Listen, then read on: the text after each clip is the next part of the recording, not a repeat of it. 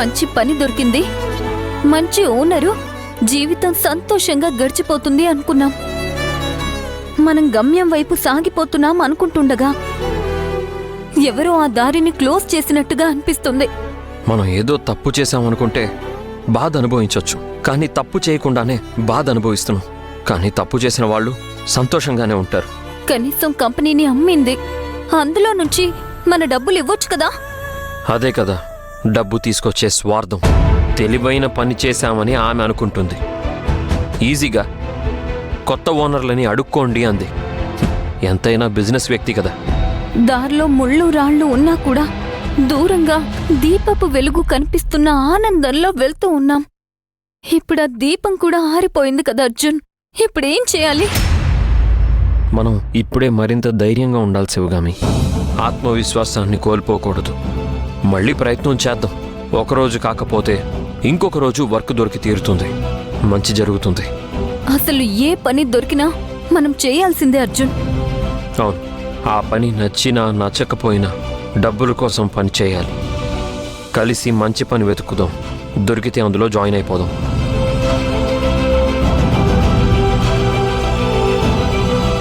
అసలు ఈ విషయం భవానీకి తెలియనివ్వద్దు.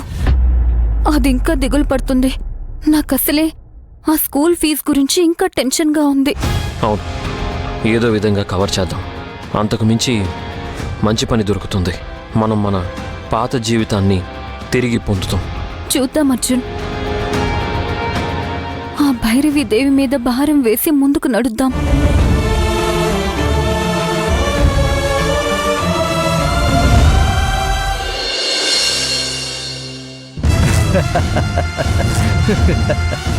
ఇది కదా మజా. వంటంతా అయిపోయింది. గుమగుమలాడే పంచభక్ష పరమాన్నాలు రెడీ. ఇవన్నీ కూడా డైనింగ్ టేబుల్ మీద అన్నీ సిద్ధంగా ఉన్నాయి. ఇంకేముంది, ఇంకొద్దిసేపట్లో ఆకలి తీరిపోతుంది అనగా ఆ పదార్థాలన్నీ చల్లా చెదురైపోతే ఏమవుతుంది? ఇప్పుడు జరిగింది కూడా అదే. ఎందుకు బాయ్ ఇంత నవ్వు? ఎందుకంటే శివగామి చేతి వరకు వచ్చిన కూడు నోటి వరకు వెళ్లకుండా ఆగిపోయింది కదా. కంపెనీలోనే లేకుండా శివగామి వాళ్లను బయటికి పంపించేశారు కదా. అయితే ఎవరు బాయ్ ఆ వ్యక్తి? ఎవరు పంపించింది? ఎవరి వల్ల ఇదంతా జరిగింది? నీకు దీనికి ఏదైనా సంబంధం ఉందా, లేకపోతే నువ్వే చేయించావా? ఎవరు చేయిస్తేనే కాగల కార్యం గంధర్వులే తీర్చారంటే ఇదే. ఇలాగే ఉంటుంది. అంతా మనకు అనుకూలంగానే జరిగింది. మళ్ళీ శివగామి రోడ్డున పడింది. మళ్ళీ శివగామి ఆకలితో మలమల మాడిపోతుంది. అవును బాయ్, ఆ కంపెనీని ఒక రేంజ్కి తీసుకెళ్ళింది. సేల్స్ పెంచింది. మొగుడు పెళ్ళాలిద్దరూ కలిసి లాభాల్లోకి తీసుకుని వెళ్ళారు. ఇన్ని రోజులు పనిచేసినందుకు అడ్వాన్స్ తప్ప ఏమీ ముట్టలేదు. ఇప్పుడు తిండికి బట్టకి కూడా వెతుక్కోవలసిన పరిస్థితి వస్తుంది. సమయం చూసి దెబ్బ కొట్టింది. ఎవరు బాయ్ దెబ్బ కొట్టింది? నీకావిడెవరో తెలుసా? రాను అన్ని విషయాలు నీకే తెలుస్తాయి గుణ. Just wait and see. నాకు కూడా సస్పెన్సా? సస్పెన్స్ ఉంటేనే మజా కదా గుణ. Just wait and watch. ఇప్పుడు ఉద్యోగం లేని శివగామి ఆకలికి అలమటిస్తూ ఆ పిల్లకి తిండి పెట్టడానికి, స్కూలుకు పంపడానికి సతమతమవుతూ, ఇల్లు అద్దె కట్టలేక మధ్యతరగతి కష్టాల్ని అనుభవిస్తూ ఉంటే చాటుగా చూసి ఎంజాయ్ చేయి. అబ్బా, నేనిప్పుడే మీకు అన్ని డీటెయిల్స్ పంపిస్తాను. ఓకే అండి, మెయిల్ చేసేస్తా. ఓకే.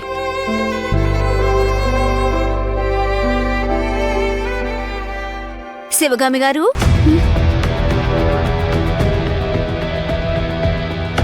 ఎవరు అని చూస్తున్నారా? నా పేరు మంగళ. మీ పక్కింట్లోనే ఉంటా. ఓ అవునా, మంచిది.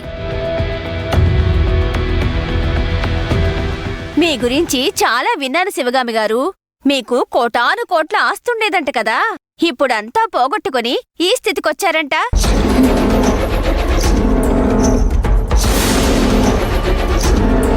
ఏం చేస్తాం, చేసిన పాపం పోవాలి కదా. ఎక్కువ ఆలోచించకండి, అంతా సర్దుకుంటుందిలేండి. ఇంతకీ తమరొచ్చిన విషయం? ఇరుగు పొరుగు అంటే ఇచ్చి పుచ్చుకోడాలు ఉంటాయి కదా, అందుకే పరిచయం చేసుకుని పలకరించి పోదామని వచ్చాను. నా పరిచయం ఆల్రెడీ మీకున్నట్టుంది కదా. నా గురించి చాలా బానే తెలుసుకున్నారు కదా. ఇంకేం పరిచయం చేసుకోవాలి చెప్పండి. బయట వాళ్ళు చెప్పిన దానికి కలిసి మాట్లాడుకున్న దానికి చాలా తేడా ఉంటుంది కదా. మీకు ఇంట్లో వంటకి భోజనానికి కొంచెం కష్టంగానే ఉంటుందని తెలుసు. పక్కింట్లోనే ఉంటూ ఇదంతా చూస్తూ ఊరుకుంటామా? గుడికి వెళ్ళాను, అక్కడ ప్రసాదం ఇచ్చారు, మీకు ఇచ్చి వెళ్దామనే వచ్చాను. తీసుకోండి. పర్లేదండి, ఏం అవసరం లేదు. అయ్యో, ఇరుగు పొరుగు వాళ్ళం, ఈ మాత్రం ఇచ్చి పుచ్చుకోవడాలు సాయం చేసుకోవడాలు ఉండవా? సంకోచపడకండి. మీ ఇంట్లో వంట సామాన్లు లేవు, వంట చేసుకోవడం కుదరడం లేదని బాధపడకండి. బల్కంపేట ఎల్లమ్మ తల్లి గుడిలో సాయంత్రం పూట ప్రసాదం పెడతారు. పంజాగుట్ట సాయిబాబా గుడిలో గురువారం వెళ్తే పొద్దున్నుంచి సాయంత్రం వరకు అన్నదానం చేస్తారు. అసలు ఇవన్నీ నాకెందుకు చెప్తున్నారు? తప్పుగా అనుకోకండి. ఎక్కడెక్కడ అన్నదానం చేస్తారు, ఎక్కడెక్కడ ప్రసాదం బాగా పెడతారు అవి మీకు తెలిస్తే మంచిదని చెప్పాను, అంతే.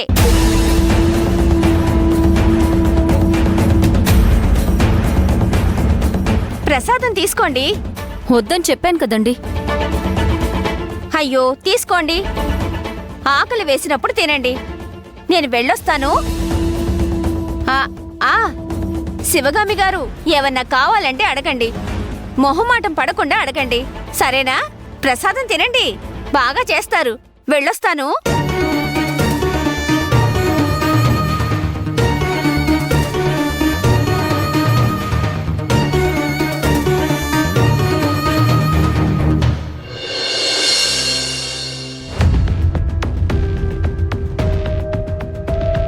Madam, you knowing this? ఏంటి?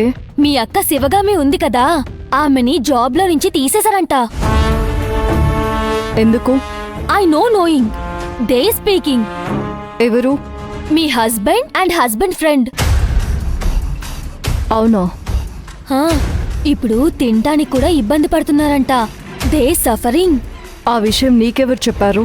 మీ husband and husband friend they speaking. అందుకే ఫీలింగ్ బ్యాడ్. శివగామికి ఎన్ని కష్టాలు ఎందుకో ఏంటో జాలేస్తుంది. శివగామి యు ఆర్ ఎనిమీ, మీరు ఫైటింగ్. Why sympathy? నా బాధ అంతా భవానీ గురించి. అది కూడా శివగామితో పాటు కష్టాలు పడుతుంది. Why your husband friend Guna speaking? నాకు తెలీదు. బహుశా వాళ్ళకి ఇన్ఫర్మేషన్ వచ్చుంటుంది, అందుకే డిస్కస్ చేస్తున్నారేమో. దే హ్యాపీయింగ్ అండి. వాళ్ళకి శివగామికి పడదు, అందుకే శివగామి అలా అయ్యేసరికి వాళ్ళకి హ్యాపీగా ఉంది. యూ టు హ్యాపీయింగా అండి? అదేం లేదు, నాకు జాలేస్తుంది. ఈ పరిస్థితి ఎవరికీ రాకూడదు అనిపిస్తుంది.